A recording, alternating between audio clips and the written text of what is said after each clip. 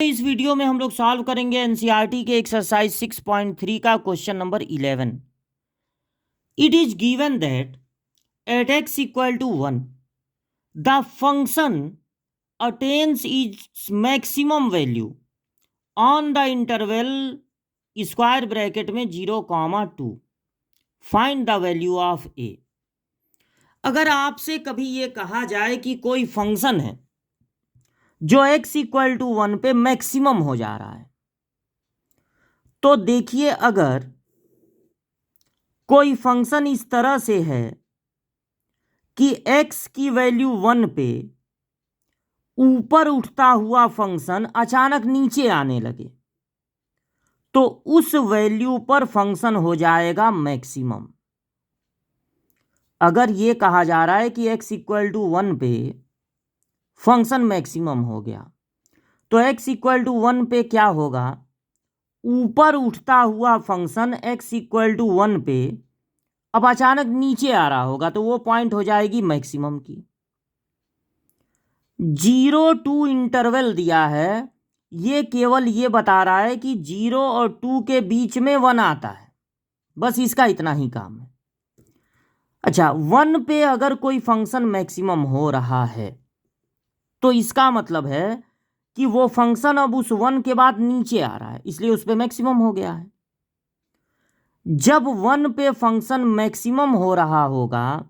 तो 1 पे अगर उस फंक्शन के कर्व की ग्राफ ड्रॉ करें तो वो ग्राफ होगा एक्स एक्सिस के पैरेलल, और जब कोई टेंजेंट, वो ग्राफ नहीं, वो टेंजेंट होगा एक्स एक्सिस के पैरेलल। अगर टेंजेंट ड्रॉ करें तो वो टेंजेंट होगा एक्स एक्सिस के पैरेलल, और जब टेंजेंट एक्स एक्सिस के पैरेलल होती है तो वहां पर फंक्शन का डिफरेंशिएशन हो जाता है 0। अगर ये कहा जा रहा है कि x इक्वल टू 1 पे ये फंक्शन मैक्सिमम है, तो इसका मतलब है कि 1 पे अगर फंक्शन मैक्सिमम है तो 1 पे डिफरेंशिएशन 0 होगा।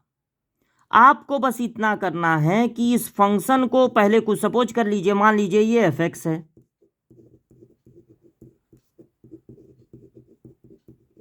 अब इसका कर देना है डिफरेंशिएशन, तो पावर से इंटू पावर 1 कम,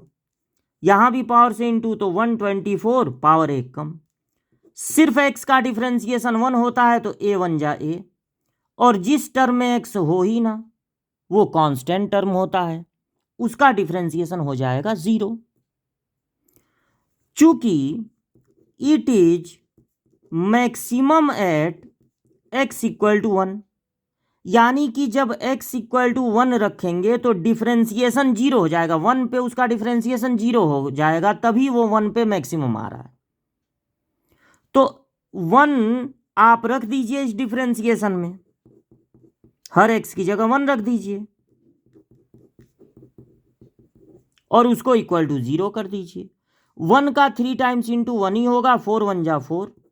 यहां भी 1 से मल्टीप्लाई प्लस a, दोनों को माइनस कर दीजिए, -120,